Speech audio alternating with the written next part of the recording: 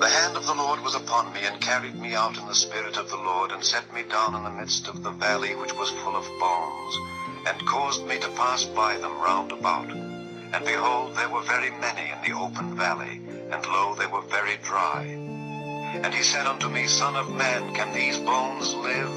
And I answered, O Lord God, thou knowest.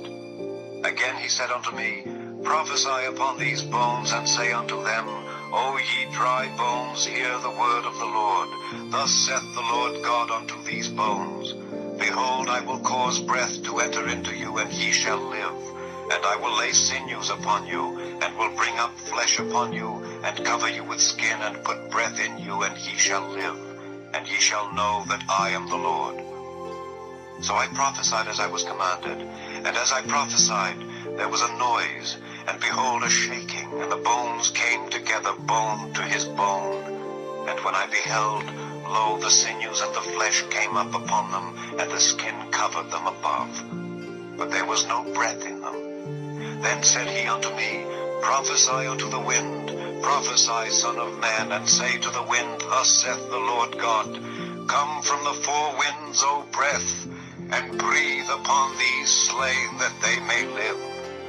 So I prophesied as he commanded me, and the breath came into them, and they lived, and stood up upon their feet, an exceeding great army. Then he said unto me, Son of man, these bones are the whole house of Israel. Behold, they say, Our bones are dried, and our hope is lost. We are cut off for our parts.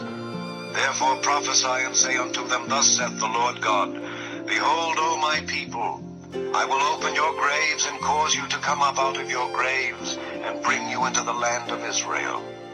And ye shall know that I am the Lord, when I have opened your graves, O my people, and brought you up out of your graves, and shall put my spirit in you, and ye shall live, and I shall place you in your own land.